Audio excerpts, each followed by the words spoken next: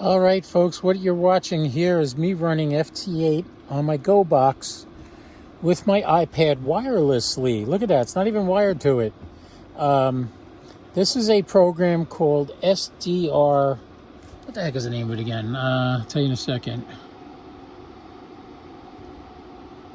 Hold on, I'll get it for you. SRR Control, that's the name of it. And what it does is it wirelessly connects to your ICOM 705, among other ICOM radios that have servers built in. And you can run FT8, FT4 on your radio wirelessly when you're remote. The iPad connects to the radio via Wi-Fi, and then the program itself controls the radio. There is so much you can do. If I hit... If I go over here to waterfall, you can see here's all the call signs of people that are trying to do FT8. And if I switch back to the FT8 screen, we see this guy, HA7J Juliet Delta Uniform. You can't read it on the TV. I can read it here. He's trying to contact me. And I am set up to transmit to him as soon as he tells me he's in Juliet Nancy 87 is the grid square he's in. And here he gave me a signal report, minus 19. And he's in JN 87. He was minus 14 to me. And then I sent him a 73, Roger 73. So any second now, this QSO will come up on my screen as complete as soon as he acknowledges my 73. And you can see there's the radio, and he just acknowledged it. And here's the information. Here's the signal report. This is the frequency we were on. Here's my signal report received. We're on 20 meters, FT8, and I hit save, and it saves it to the log. Oh, that's right. This program also has a log. So if we go over to, we're in FT8 now. If you go over here to logbook, here's all the QSOs I've made with this program. There's the one we just made just now. We'll go back to FT8 and see if we're getting anybody else. All right, so right here it says QSO finished, and I called CQ again because I got it set up to send CQ. So anyway, that's how it works. It's a great little program.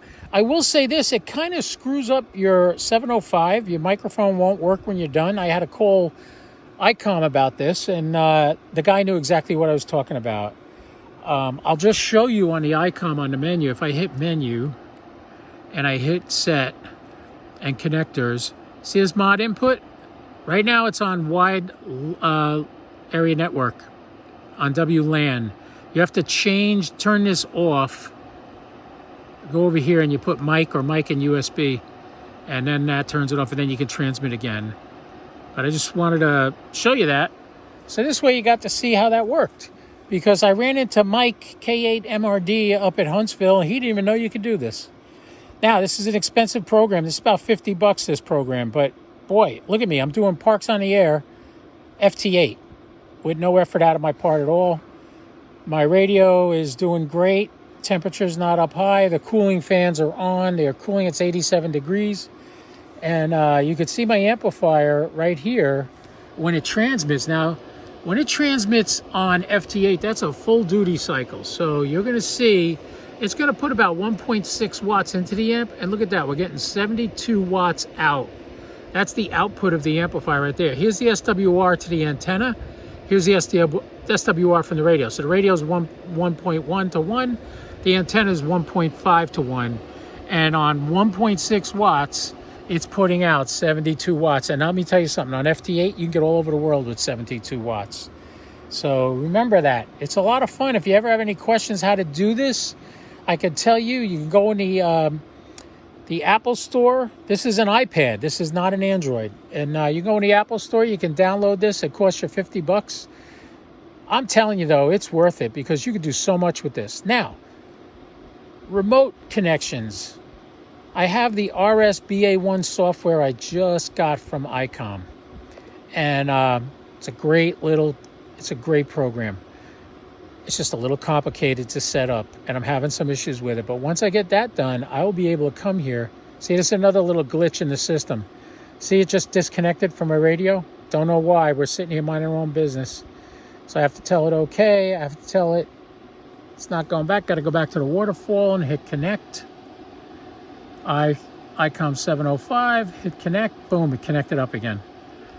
I don't know why it keeps dropping it. But what's really not... Yeah, it dropped it again. I don't know why it's doing that. Let me turn off the radio. Sometimes you got to turn the radio off and turn it back on again for it to reconnect. All right, we're resetting the radio.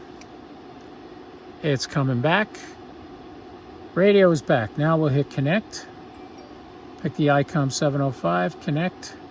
Oh, it's not going to do it now because my iPad dropped the connection to the ICOM 705. The Wi-Fi switched. Yeah, it went to my Android phone. Instead, we've got to hit ICOM 705. It connects. Now we can go over here. Say okay. Hit it again. Connect. Bingo, we're connected. So it has a few bugaboos, but I have a feeling this program is just the beginning. They're going to upgrade this program and make it fantastic. So we'll switch over to FT8. First thing you got to do is hit receive. Now we're receiving. If I want to call CQ, I hit CQ right there. And now the transmit turns red. I'm transmitting. Pretty simple. And you're making QSOs all over the world from a park remotely with solar panels and some batteries and an ICOM 705 and an amplifier. And it amazes me. I put 1.6 watts into that amp and it comes out 75 watts. It's fantastic. Anyway, K04PDI here. You guys have a great time. We're going to do ham fun with K04PDI as often as possible. Love to hear your feedback. Love to hear your thoughts on this. I'm going to post this on my Facebook page right now. Enjoy. Have a great day. K04PDI 73 clear.